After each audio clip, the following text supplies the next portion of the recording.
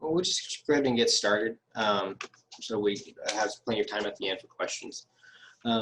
So thank you all very much for coming. My name is Justin Santiago. I am the Senior Communications Specialist for Area Center. I did the presentation last week on launching a website, and so this week we will be covering social media and just different ways to market your business online. We're going to just go through the agenda real quick here. We're kind of going to go over the power of social media and how much of an impact it has today on everybody's lives and just business in general. We're going to go over some of the platforms and then who is on those platforms. And then we're going to go over some content strategy as well as for some tools that are out there to help you manage all your social media. And then at the very end, we're going to go through actually how to walk you through setting up a Facebook business page step by step. So that way, that can be something valuable for a lot of you, especially if you don't have a business page already. Okay, so let's just start off with this first one here.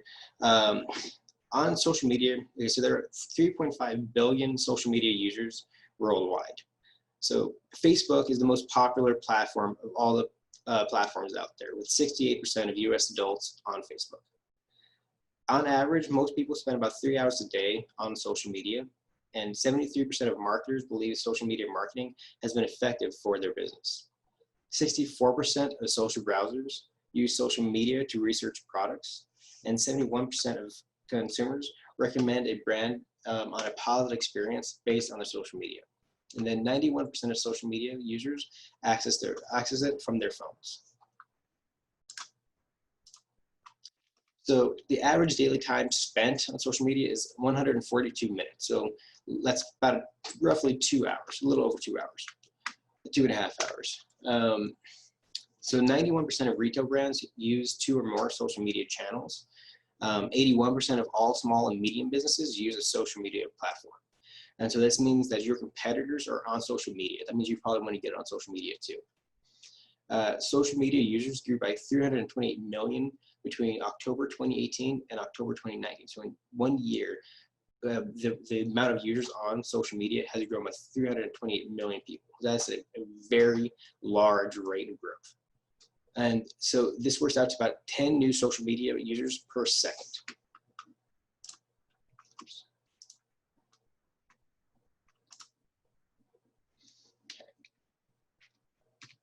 So we're just going to go over the numbers for a little bit here. So Facebook has around 2.5 billion users on there. YouTube comes in second with 1.9 billion. Instagram with 1 billion.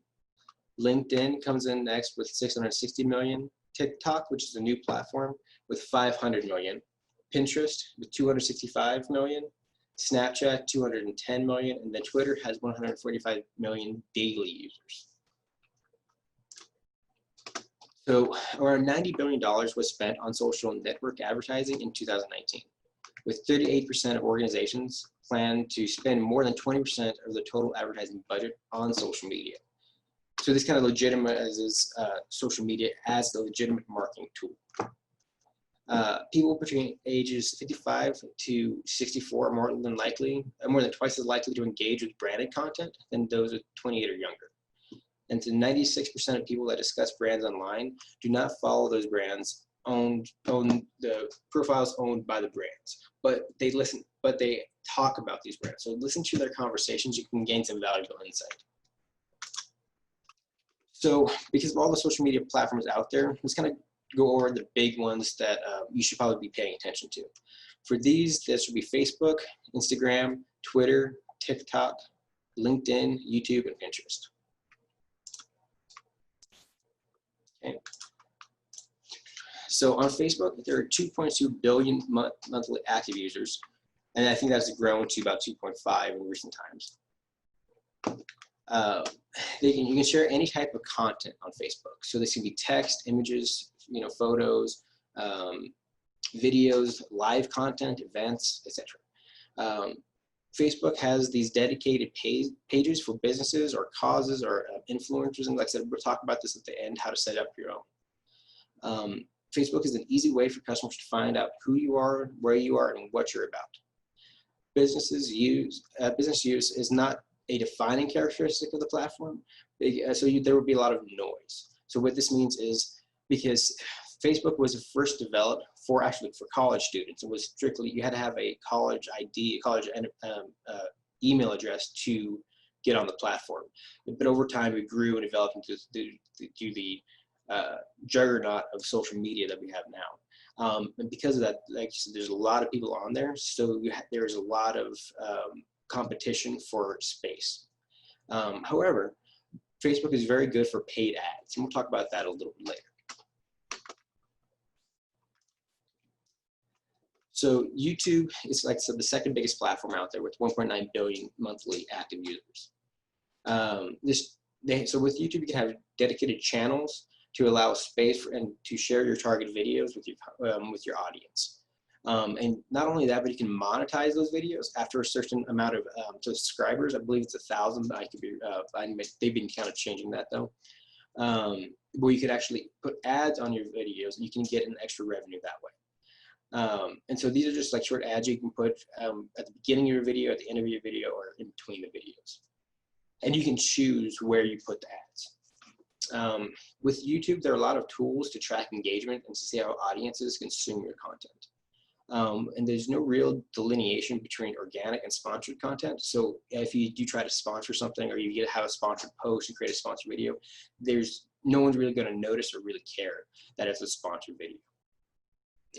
People are on there to watch a video, so you don't have to worry about mixed messages. And just as long as you're putting out entertaining content, people are going to watch videos.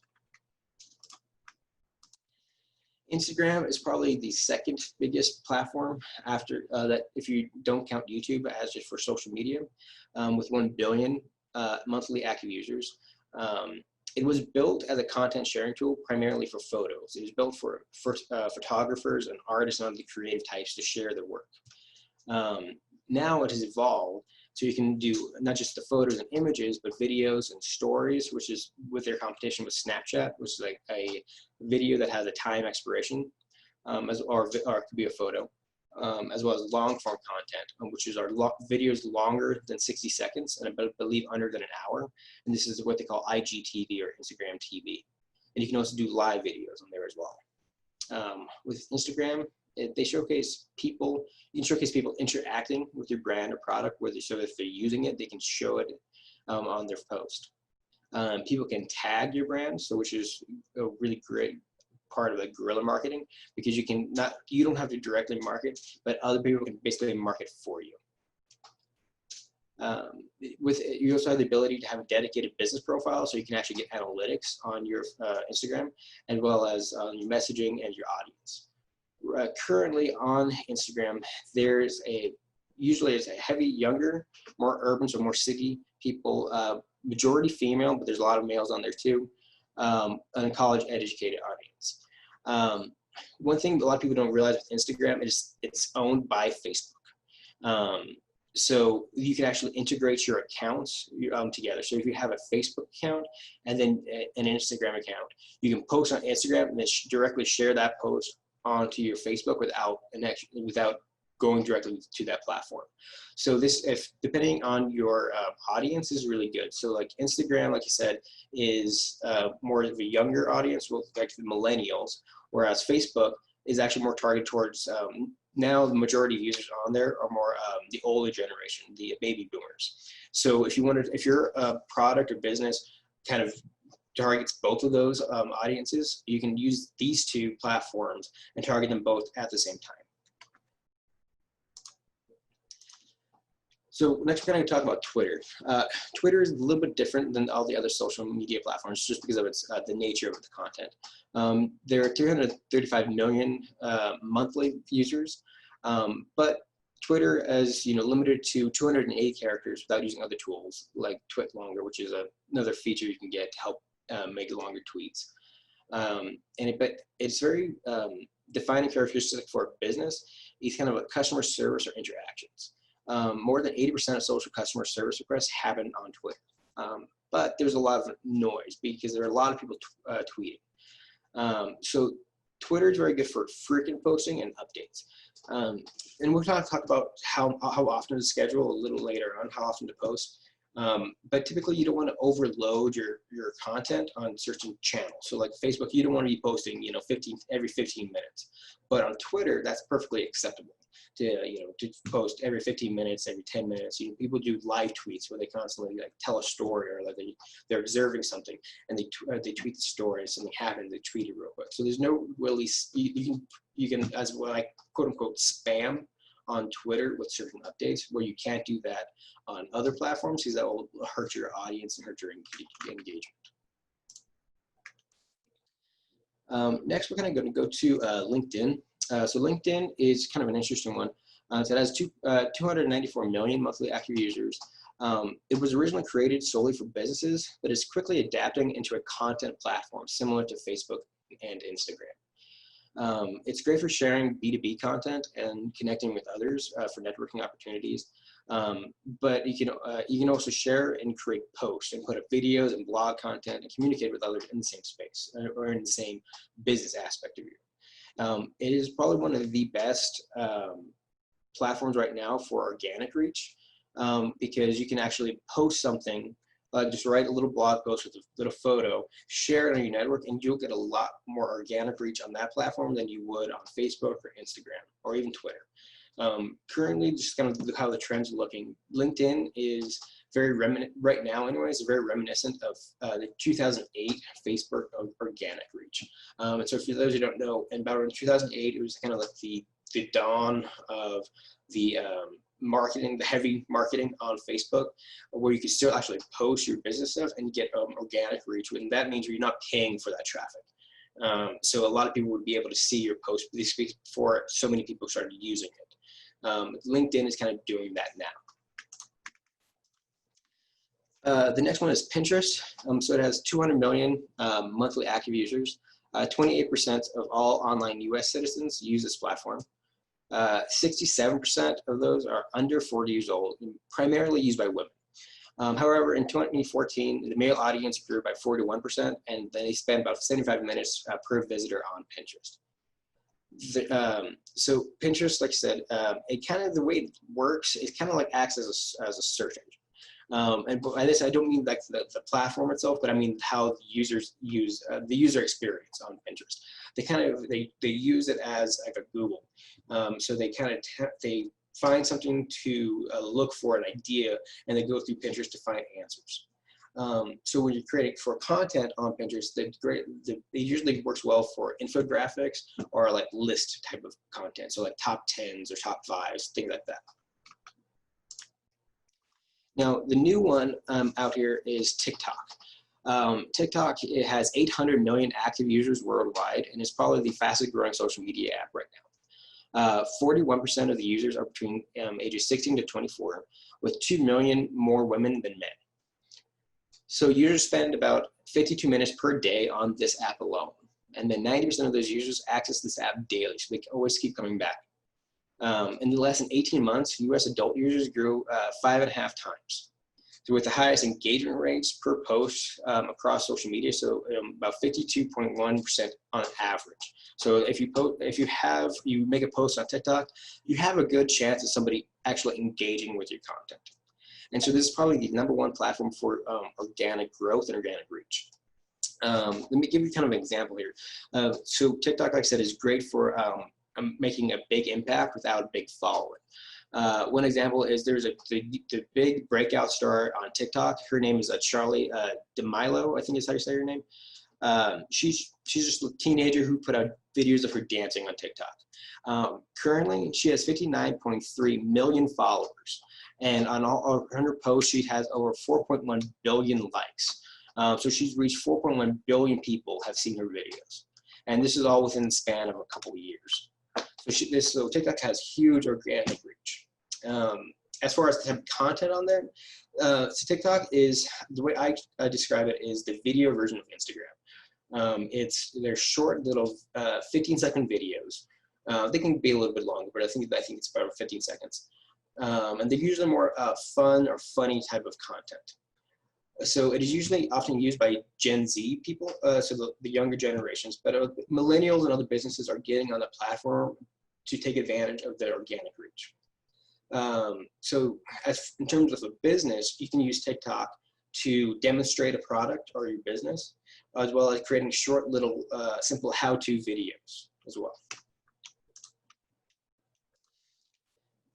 So there's a quick overview of all the different content, the power of social media. So if you use social media, your posts are, to kind of some tips here is like, if you put your posts that are visual, they're 40 times as likely to get shared on social media. So if they have a visual element or a video element. 25% of US shoppers consult social media before buying a gift. 62% of the consumers share online deals with friends, exposing your brand to a broader audience. And online stores with a social presence have an average of 32% more sales than those that don't. Again, social media is great for not only marketing your business, but also validating your business. Because if you have just the website, there are a lot of websites out there, which is like we kind of talked about in the last webinar. But so you kind of need people to give you your presence and legitimacy, and social media is a great way of doing that. So now we kind of talked about why you should be on social media. So now let's talk about what you should be putting on social media. So now there's a couple of different strategies out there, but so what we're going to kind of talk about is how to do it in a strategic way. So how we do the strategy of how you want to post, what are you going to create, and how to distribute it. So the first strategy we're going to talk about is a content pyramid. So this indicates the amount of content you should create based on different categories. And I know this image might be hard to see, but I'll go over this. The bottom two tiers can be described as pillar content. And so pillar content is a long form content. So the long form content can be the topics of those content should be the very bottom. Like here, you can see here is a case studies and how-tos. And the second one above here is split into two aspects. The left-hand brain, an analytical and rational type of topics, as well as right-hand brain, just more creative, so philosophical and theoretical. And above that, you have opinion and news and products and reviews, as well as some personal stuff, whether that could be events happening or something like that from your business. So one thing we should talk about too, as far as the long form content goes. So like what you should be creating, you start off with something that you're the most comfortable with. So if you're not comfortable getting on camera, but you're okay talking, do a podcast. If you're not comfortable with your voice on camera, or start off just writing a blog. Or if you're not a strong writer, but you have a great personality and you're okay being on camera and you have good energy, go make a video. And then we'll kind of talk more about sharing these things. So like I said, I kind of talked about this, but the pillar is long form content. And so this is something that is actionable, shareable, and searchable. And you can put these on your website as well as social media. So like I said, these are how-tos and case studies. So if you have knowledge about how to create a website or how to do social media, write something, make a video, put it out there. The other two, like I said, are a little more, they're left brain and right brain. So the other one is like hypotheses or theories. So, so you can say, you can talk about, or you could write about a topic of something you have an idea about. So like, is giving away free information bad? Does that hurt your business, or does it help your business? Or you can go into more concrete articles or topics, as 15 ways to grow your conversion rate by 15%. Something that people can still share, and that they can actually find some useful information and act on.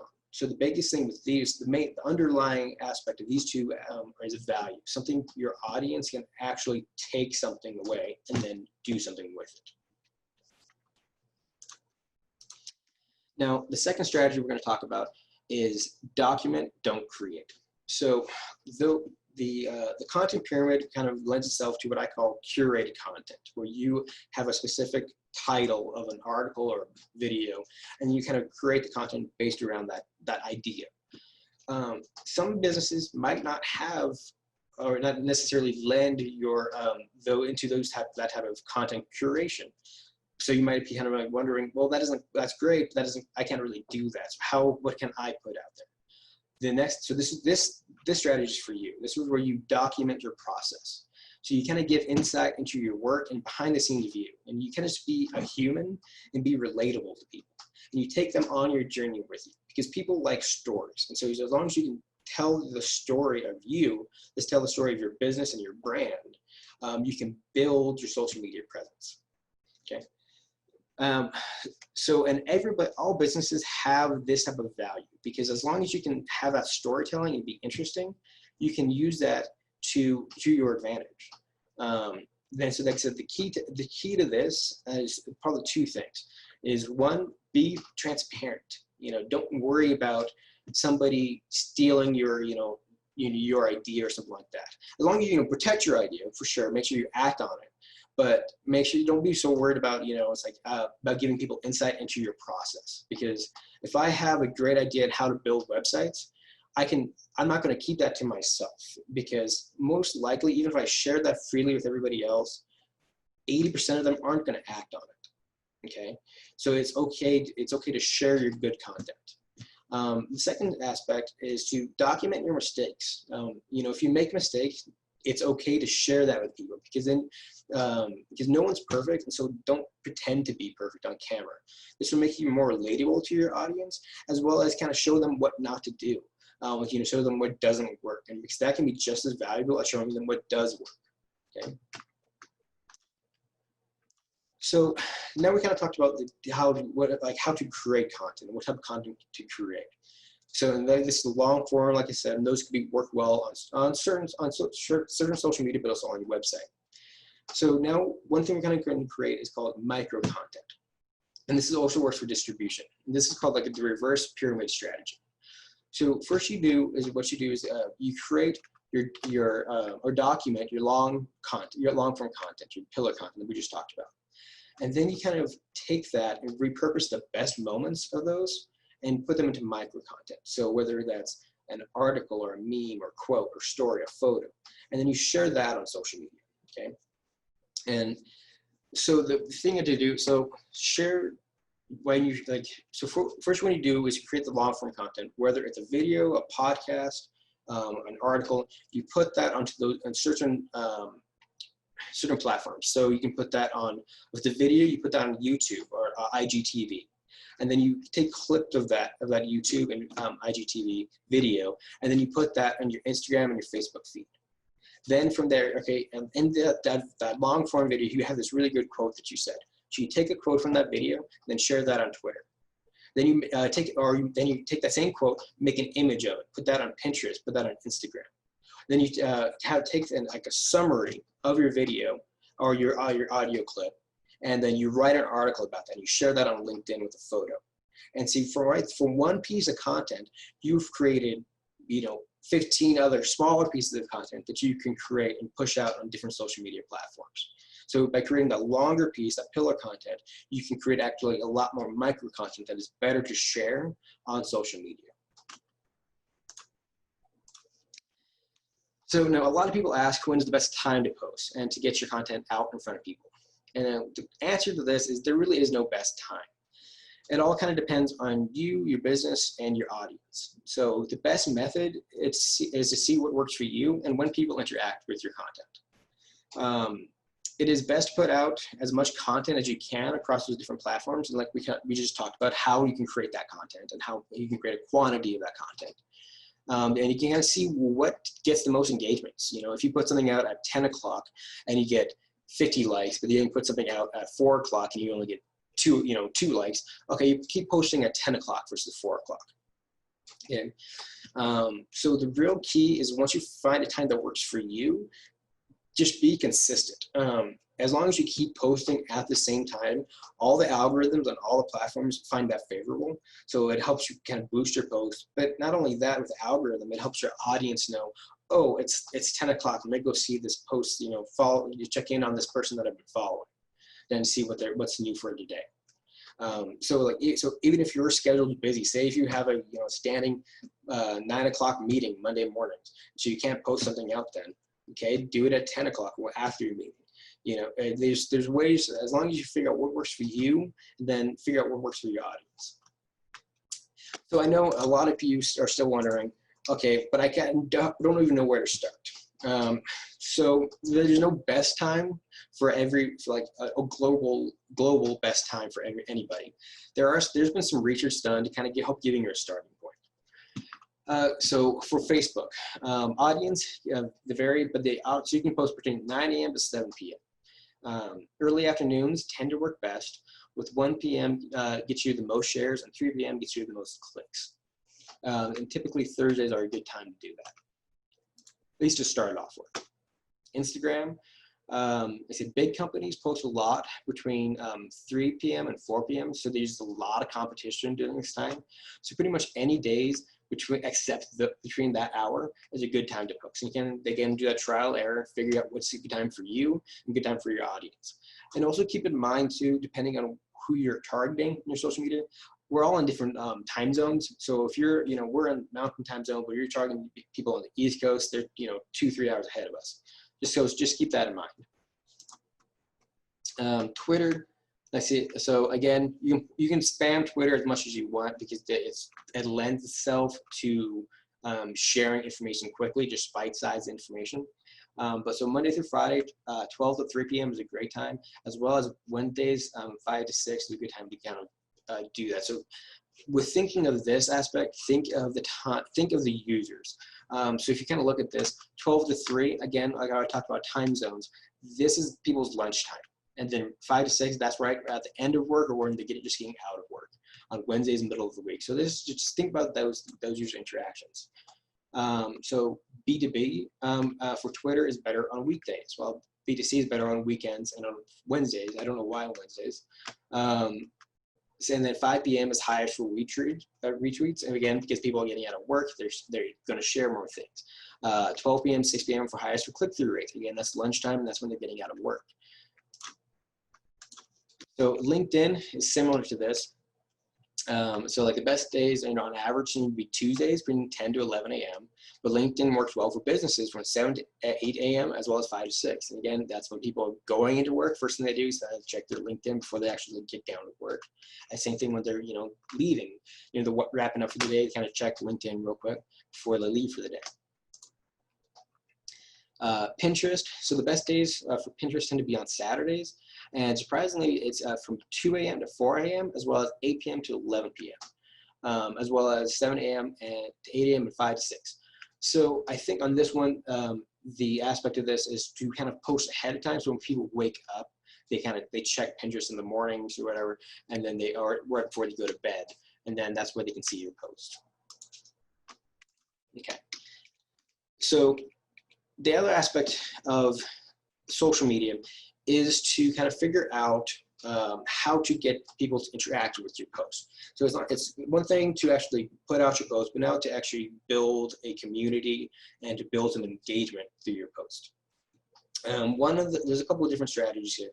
One good strategy is Facebook groups, okay? Because is you can join and create groups and kind of be part of discussion that are similar to topics of your business. So if I have a quilting business, I'm going to go join as many quilting Facebook groups as I can and be part of the discussion. Okay, I'm going to answer people's questions. I'm going to provide value. I'm going to share some of my content on that if it can help people out. And then from that, people will start noticing, hey, this person is they're providing me good information here, and then they're going to want to go follow your page. Okay, and so you kind of build a community that way. The whole part of this, remember, it's all of these things, social media, it's a social network. So be social. It's okay to go in and talk to people on these things. You're not going to build any engagement or build a community if you don't post and you don't interact with people. Now, one thing I mentioned in a question that we answered before was another strategy called the $80 strategy. I really like this one because it's really good help for getting you into those conversations and helping you to be social with a strategic way of doing it. So if you're on Instagram, for example, what you can do is, if you're in, again, I'll just use quilting. So if I'm in a if I have a quilting business, I'm going to search the top hashtags that I can think of that are related to quilting. Okay.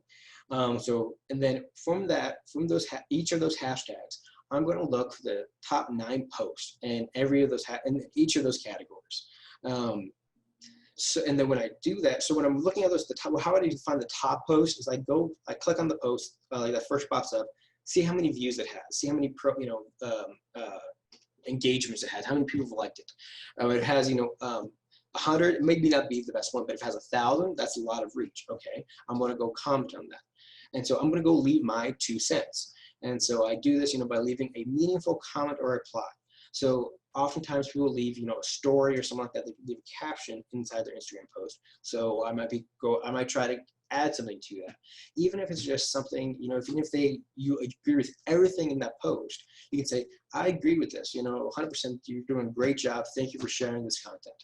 That's something it's authentic. So even if you can't provide something of value to the conversation, if you can't add anything of value to the conversation, just be authentic in your posting, in your commenting, and it works just as well. And do this, like I said, for the top 10 posts, for the top 9 hashtags you can find related to you, and you can leave $1.80 because you leave your 2 cents on that 180. 90 different posts. Do that every day, and until you start building up some traffic. And it does take time. So in the long term, you have to be patient on building up your community and your followers. Now, another way of building your followers and your community is through paid ads. Paid ads can help you reach a larger audience a lot faster. And then you can also build custom audiences. So with Facebook ads, Instagram ads, as well as LinkedIn and all these other ones, you can create specific ads for your audience. Like I said, Facebook and Instagram work well for paid ads because just the amount of users on there, you can get the larger reach. And so, like I said, you can also link these accounts too, as I mentioned. So you can share an ad on Instagram and then share the same paid ad on Facebook without having to pay extra for it. You can actually kind of just link it all together. So with the specific audiences with paid ads, what you can do is, so if you are a small town business, okay, here, let's say just here in Las Cruces, and I don't have the capacity to sell, all across the U.S., but I want to target specifically here for Las Cruces. I can actually go into and create an audience where I can actually tailor my ads strictly to my demographics. This is where we talked about analytics and stuff on your Facebook, also on your website last time. You can do the same thing here. So you can see who's interacting with your page, your Facebook page or Instagram page, and say, okay, I'm attracting more women than men on my business. So I'm going to target more women. They're usually between ages 25 to 40. So I'm going to link it down here. I'm going to target just in Las Cruces or El Paso, maybe the surrounding areas, and then it will only show up in people who meet those criteria, and they can also put interest. So if, again, let's go back to quilting. Say if they're interested in quilting, you can put in quilting, you can put in arts and crafts, and so people who already like that and already have an interest in that, you can make sure it kind of shows up in their feed as a paid ad. Now, I know this is a lot of information, and like, you might be kind of overwhelmed. So, like, how am I going to create this much content across all these different platforms? There are some tools out there to help you manage all this different content. I've kind of listed a few tools out here. Some of these are free and some of these are paid. They have free and paid plans. Later.com is a good one, especially just if you're just kind of getting your feet wet and getting used to this. Is a good free platform to try. You can link in at least the big 3 of Facebook, Instagram, and Twitter. And you can kind of share your content, and it's pretty easy to use platform out there with a calendar base. So you basically I'm going to create a post, and I'm going to schedule it on Saturday at 10 o'clock. And then you don't have to worry about Saturday. That way you can kind of get ahead of your content creation, and that way it's always better to do that than creating it at the last minute, because it does take a lot of time. Hootsuite is really good too. It's a little bit more expensive, but it works well if you have a team or somebody so you can all kind of manage it. Same with Buffer as well. Buffer is a little cheaper than Hootsuite, but again, it's both are paid plans, but they have a lot of functionalities you can use. So now we're going to go through how to create a Facebook business page. So we're just going to do this step by step, and I know I'll try to go through this fairly slow, but we will post this again on our website as well, and kind of be posting the video, so you can always walk through the same thing again. And I will also, there is a link in the presentation where you can through Facebook, it kind of walks you through the exact same step by step how to do it in case you get confused. So the first part is I call this step 0. So you have to log into your personal Facebook account. Business pages need to be operated by real people, so you need to have a personal account to create a business account. So if you don't have one, you have to make one. Just a little side note, so the screenshots that I'm making this is from a desktop, so with a Facebook Classic interface, because they just kind of updated their interface if you have the new one. So what you might see might be a little different if you're on mobile or you have the new interface. So step 1 is to register for a business page. So after you log into your Facebook on the desktop, on the right-hand side, you see this create button right here. You click this. After that, you see this drop-down menu right here, and you click on page. From the page, you have one of two options. You can either create a business or brand, or community or public figure. Mostly you will probably want to create business or brand. So after you click on that, this page will pop up where you enter the page name, and this will be the same as your business name. And then you enter the category, and then this is where you kind of use your best fit. So example, if you are a clothing brand, you type in clothing, it'll kind of give you a list of pre-populated options and click the best one that fits your category. If you can't find something that fits the exact niche, go with the closest thing as possible. After you set all that up, you kind of want to upload your profile photo. Oftentimes businesses use their logo as a profile picture. So this is kind of what we talked about in our second seminar, building your brand. You need to make sure you have a good logo. So when you make sure your logo, Facebook has a circle frame, but typically if you have a 360 by 360 pixel, it works well to fit inside there. Just leave a little space around the edge just so nothing gets cut off on your logo.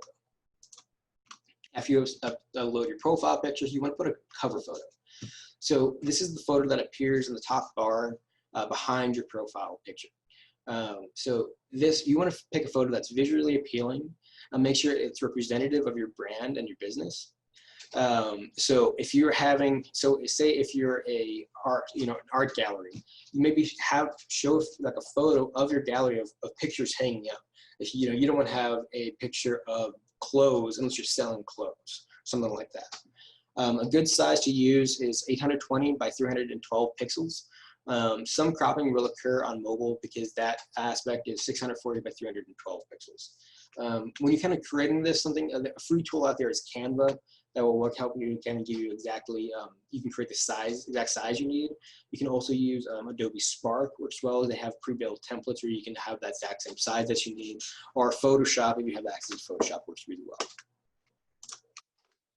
So after you upload your profile and your cover photo, Facebook will prompt you to invite your Facebook friends from your personal account to like your new business page. This helps you provide a good initial base so you have some social proof of people actually interacting with your brand. Now, I know a lot of people might be a little uncomfortable asking their friends on Facebook to like their page, but you shouldn't be. These people, they're your friends, they're your family, and they want to support you. So give them the opportunity to support you. So go ahead and send them an invite. Worst that happens is they don't accept the invite. Nobody's going to make fun of you or anything like that for setting up your business page. So after you invite your friends, in this left-hand menu, you will kind of see this page right here. In this left-hand menu, you click on the About. And from there, you kind of go to this page right here. And then this is where you can put in your information that to tell your readers about the business. And you want to make sure this information, you put as much information as you possibly can here, because especially if you just started your website, it does take time to rank in Google. Facebook, on the other hand, can often ranks higher in Google results, often more times higher than your own personal website, just because Facebook has authority inside Google already.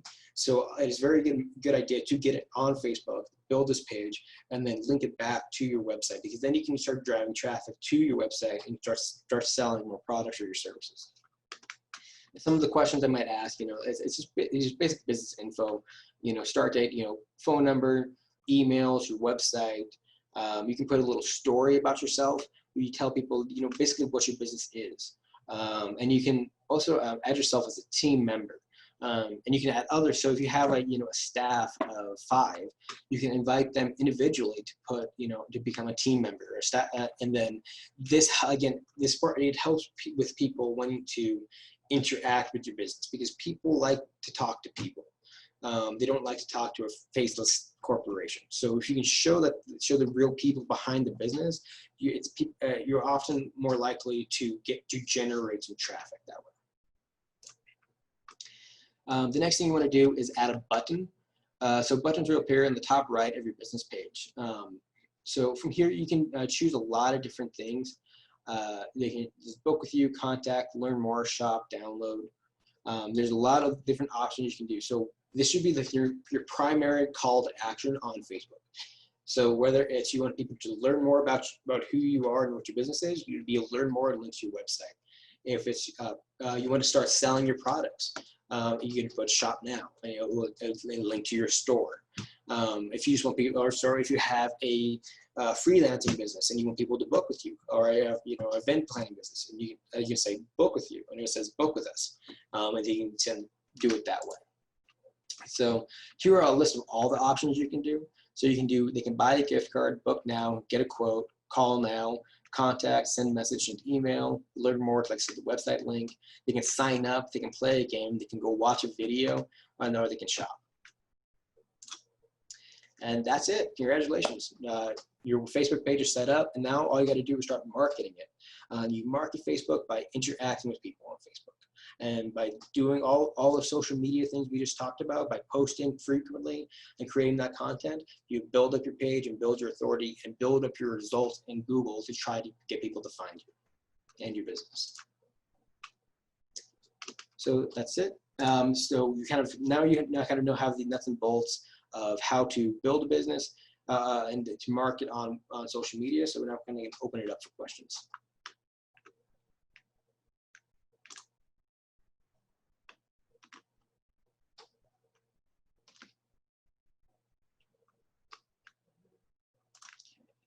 Chat here. Okay. Does anybody have any questions right now?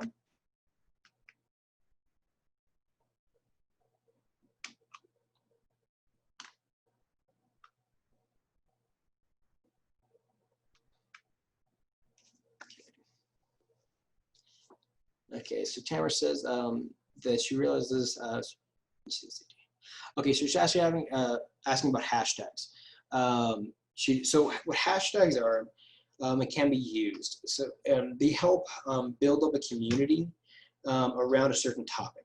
So if I was in a travel business, example, or and I wanted to talk, and I'm trying to create a post about, say, traveling to Paris, I can go and I can use a series of hashtags that people might follow. That will talk about Paris or something like that, and they will see my post, because so you can follow a hashtag the same way you can follow a person, and that way you can see. So if anybody who puts that hashtag in their post, it'll pop up there. And there's a lot of different variations on how to do this. Again, so let's go back to the travel one. So if I'm on Instagram, and this works also well for Facebook, YouTube, whatever, all the different social media platforms, Twitter. If I can talk about Paris, and I could do hashtag Paris, hashtag France, hashtag Paris France, hashtag different IG Paris, something like that, and you are more likely to reach a broader audience, get more people to see your content by using that way, because it's a good way to branch out. And so again, this is how I talked about like the $1.80 strategy. Just kind of do some research on your topic to figure out what are the top hashtags in that category. And to see which one people are using. And the best way to do that is go on to the social media platforms, the profiles, who are the large, the big people in those profiles, people who have millions of followers. Click on some of their posts, see, and see what hashtags they're using, and go look at those and see how many people follow that hashtag. And then you can follow the hashtag too, and then you can then you can look through those posts that are there and then start commenting on those. I hope that answers the question.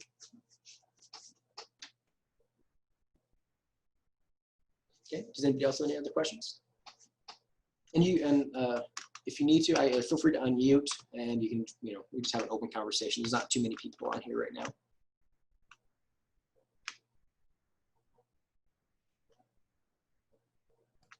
I have a question, Justin. And this might be for some people that are just kind of starting out.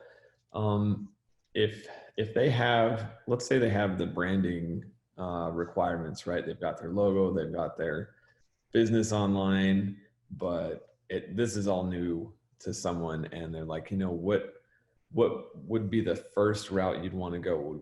Would you want to have them go all social media and just do everything at once, or would they want to just start with one? Like, what's the most prominent solution, you think?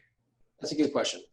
So if you're just starting out, I just say the first thing would be to figure out how much help you have. Say if you're just by yourself, I would pick 1 to 2 platforms to start off with, and then and then kind of expand from there. So from that, I would say,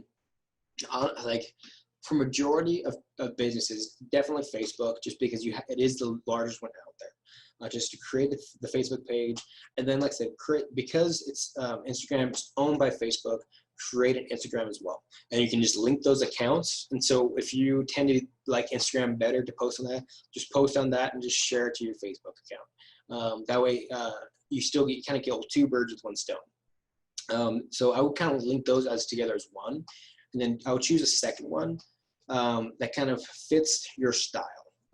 So if you like to create videos, go on YouTube. If you're kind of camera shy and you like to write, I would definitely do LinkedIn. And if you like just make quick little fun videos, definitely TikTok. Especially if your business or products lend to a younger audience. The thing with TikTok, especially, is yes, it is. You have to be a little more careful, just because, like I said, it is a younger demographic. But a lot of these people, they're between like 16 to 24, so they might not have a lot of money right now, but they have a community. So that for TikTok, I want to try to sell on TikTok, but I'll try to build up your awareness, because in a couple years, those people they'll have jobs, they'll be having some money, some disposable income, and they'll remember you, like, hey, I remember you. You were the one who gave me all this, this really great advice around this thing. I'm going to try to buy from you. This is Tamara. I have one more question. Maybe it's a techie question and not appropriate for here, but I had my Facebook, my email, an old email that I've used a long time, but then I have a business email, and when I set up my business page, that's obviously tied to the email I don't use for business. Mm-hmm. But recently I did set up this Instagram. I haven't used it. I don't really understand it yet. But I think, if I remember right, it asked me for an email and I put my business. So is it still possible to tie that to my Facebook since it's got a separate email, or no? Yes, you can do that. Because when you tie it to, so when you're linking a Facebook and Instagram account, when you're asking like from the Instagram side, what you can do is you can log in, as long as you're logged into, if you're doing this on your phone or on the computer, as long as you're logged into the right account or the right page, and here you have the admin access, it will ask you, it's like, which page do you want to link up to? So, for example, because of my position here at Arrowhead, and then my personal stuff, I have a few different Facebook pages I manage that I'm the admin of. So when I created an Instagram account, it would ask me, okay, which page do I want to link up? And so as long as I'm signed in and I have access to that, it will just basically all it will ask you for is your login information. So your whatever email and password you have to log into your Facebook account, as long as you know that information, and on Instagram, you can put that in when it prompts you to, when you're trying to set it up. Yeah. And then it will automatically link it. It will say, is this the right account? Is this the right page you want to link to? You say yes, and then it will. Okay. So it's kind of like Facebook's like all the groups I manage, and it asks which one I want to post to or page. Exactly. Yeah. Okay. Cool. Thank you so much. Does anybody else have any strategy questions, or if you have any trouble or I want some clarification on how to get your business up and running on social media? I have a question on ads, if you have a minute. Okay. Well, if I'm on a Facebook page and let's say I create that Facebook page and now people are on the page. Now, obviously Facebook is throwing ads at them, hoping they click.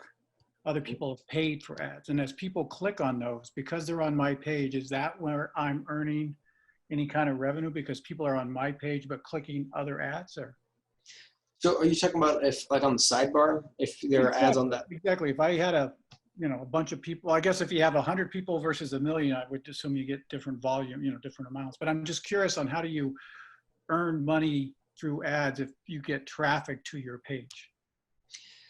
So on Facebook, those sidebar ads, you don't get anything of it. You don't get a dime. That's all Facebook, because they're the ones who's putting those ads there. Okay, well, let's say a website then. Let's say non-Facebook. Let's say I've got a website. So what you're talking about, that's for like a website. That depends on the platform you're going through. So that's called an ad service. The most a good example of this would be Google Ads. So where you try to put your ads on different websites, or you let other websites put ads on your website, and then if somebody clicks on that and they go to that website, that's called a click-through rate. And just honestly depends on the service you're going through, but it's honestly just like usually about a couple of cents on the dollar. But that also depends on the category and things like that. A good example of where you would want to try to do that is actually maybe not so much on your website, unless you're like doing affiliates, which is a different concept, affiliate marketing. A good idea of that is on YouTube. Because YouTube, you have a better chance of somebody actually clicking. I know a lot of us skip those ads on YouTube, but sometimes people, they like the ad or something like that. So by allowing people to run ads on your YouTube videos, that's how you create the money aspect, and that depends on the category you're in as well as your follower count. Great, thanks. And I kind of just want to talk about that for a second. So if you want to put ads on your website, there's a right way to do it and a wrong way to do it. The best way I find to do that is you make sure it's in a non-overwhelming, non-spammy type of way. Because oftentimes, especially if your website's new and doesn't have a lot of authority yet, if people see ads on there, and especially like pop-up ads and things like that, they're just going to turn right around because they're not going to trust it. The right way, like a good way to do that is before you start getting ads on your website, is to do affiliate marketing where you can pick and choose certain products to recommend to people. And that way, it's because, and I always say if you're going to do that route, is never recommend something you don't use or haven't used yourself. Never recommend a bad product to somebody because that's going to hurt your reputation and just kill your credibility.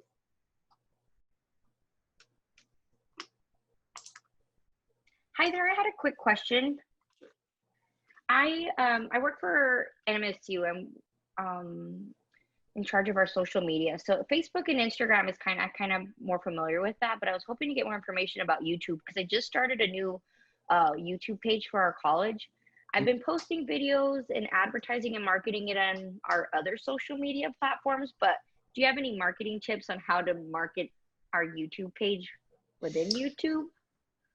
So within YouTube, so what you're trying to do is, if you're trying to build inside the algorithm. Which college are you with? I work for the College of Arts and Sciences. Arts and Science. Oh, that's actually good. Okay, so what I would recommend then, so the algorithms are always changing. There are some things you can do to help build up your presence. And again, this is, you kind of need patience in the long run because it does take time. So what I would do is post a lot of content, but for YouTube, do one a day. Don't do more than one video a day. If you can do 5 videos a week, fantastic. If you can only 2 videos a week, that's great.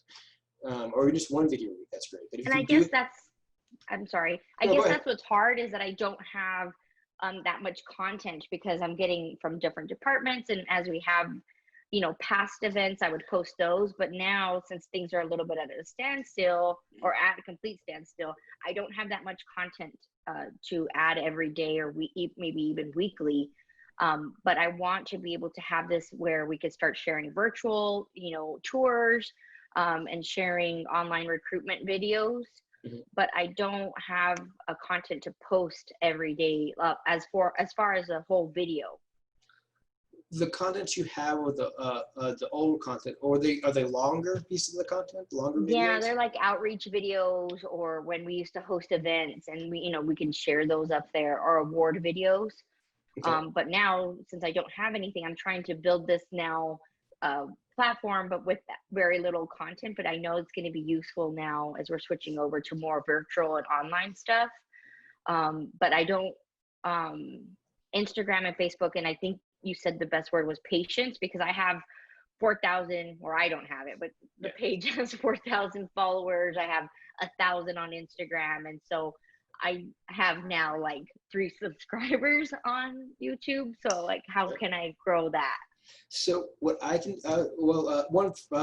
the subscribers you have are great. I mean, it's good that you have that many.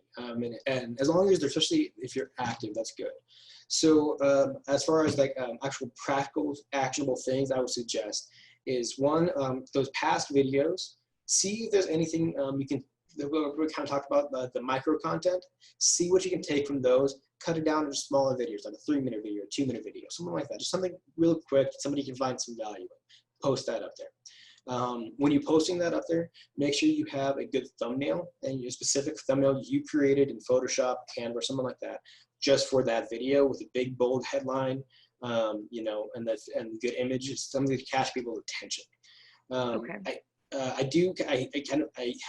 I hate doing this, but you kind of have to, in the title of your video, don't go spammy, like bad clickbait, but do a little bit of clickbait. Do something kind of like, ask a question, put something big, in the headline, something that will catch a reader's attention, so they can click on the video.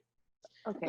As far as the type, then I'm going to also suggest, I understand it with the COVID stuff. It's kind of hard to create content.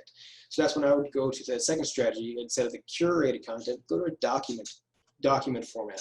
Just talk, even if it's just somebody, you or somebody else, the department head, whatever, talking about the transition, about how they're, what they're dealing with the COVID stuff, how they're going to try to, work with students. Just talk about just be honest and transparent, and document what's going on. You can document the story. As long as you can tell your story in an engaging way, that's a good thing to do. And then the last piece of advice I would suggest is, on your the Facebook and Instagram where you have those 4,000 followers or 1,000 followers, whatever it was, go tell them, so like, hey, we're going to do a live video on YouTube, where we're going to answer questions. We're going to be talking about this, something that your followers will enjoy and be interested in, and go ask them what they want to hear. And then go do a live video on YouTube and ask them, just like, come watch us on YouTube. And, if you like it, like and subscribe to our YouTube channel. And then that way it's okay to ask followers. So if you have a big following on Twitter, ask them to go join you and like your, just say it would mean the world to me to go, if you guys would go like our YouTube channel. There's another strategy that's when you're doing social media that I didn't cover on this. this webinar, this presentation was, there's a good social media person out there. He has a marketing agency. His name's Gary Vaynerchuk. He has actually wrote a whole book about this, and it's a jab, jab, jab, right hook. So the whole premise of this idea is when you're creating content, especially on social media, is to give before you ask. So the jab, jab, jab is you give content, you give value, give value, give value. Don't ask for anything in return. Don't ask them to like and subscribe. Don't ask them for anything. Just give out content, give out some free, useful advice and, free, useful information. And then after you build that following, then ask for something. And it could be even something small as, go like our YouTube page, because by the time at that point, it's like, well, they've helped me out so much. I can go like this page. It's not going to cost me anything specifically, it's going to take me 2 seconds, and they've helped me, I want to help them. You'd be surprised at how oftentimes people, if you legitimately help them for free without asking anything in return, they would want to do something to help you out as soon as you ask for it. But you have to be able to give before you can ask. Yeah, and I feel like I'm trying to do that and advertise on Facebook and Instagram. Like, we just started that. Please like and subscribe, all of the following, but then I want to make sure I'm providing enough content and doing all that. So thank you. I'm going to actually work on maybe getting them kind of from doing a live, because commencement got a lot of feed from one platform to get them to YouTube. So I saw like that traffic happening. So that's a great idea. Thank you so much. You're welcome.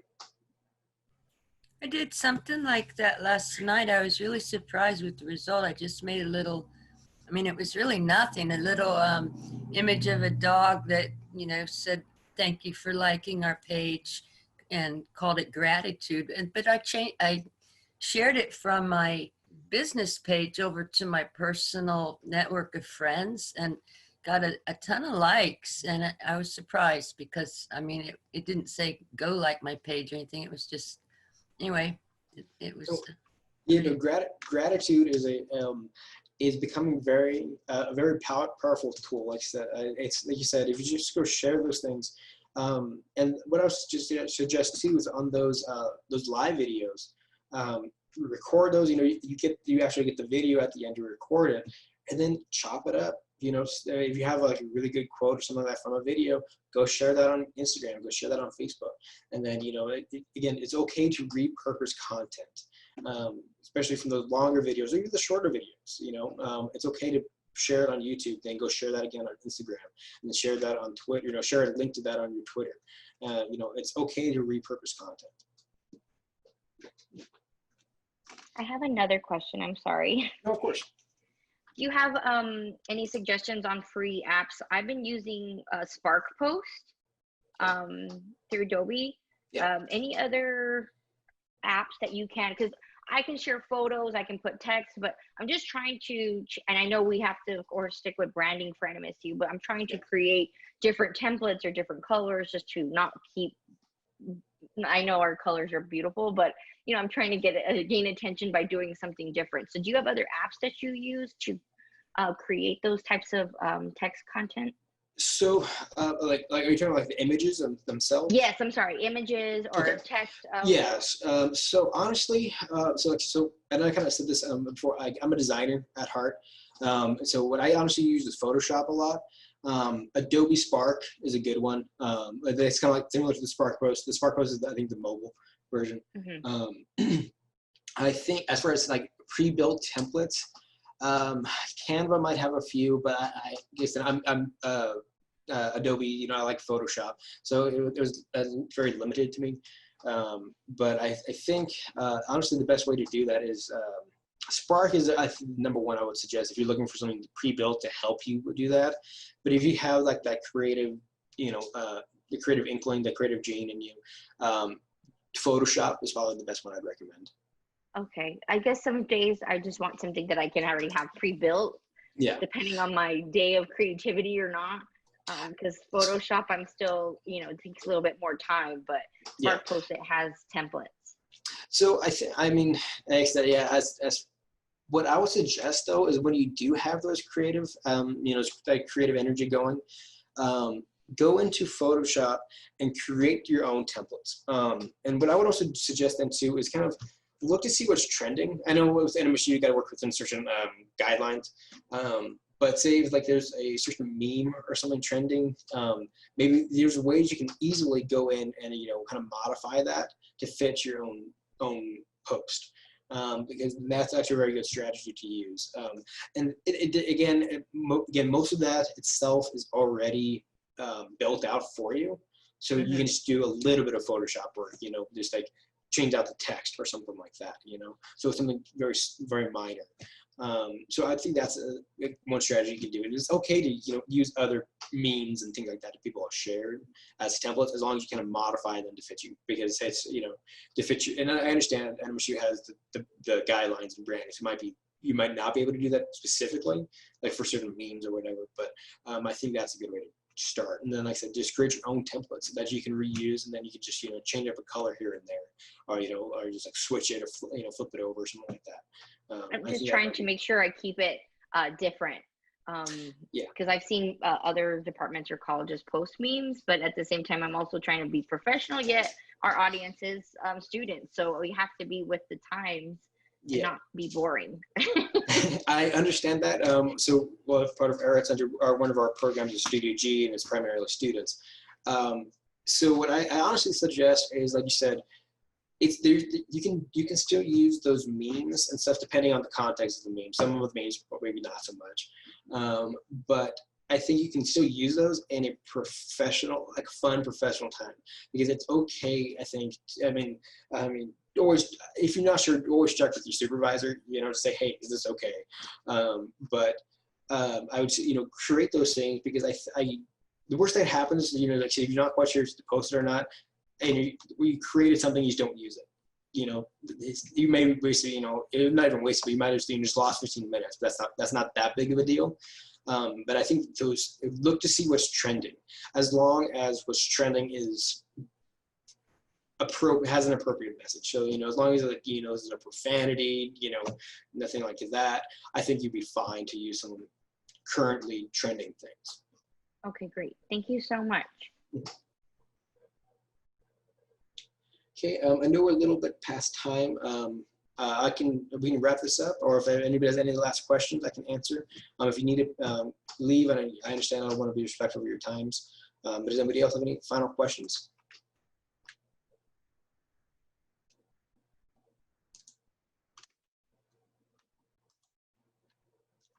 Okay, so I think we'll just end it here then.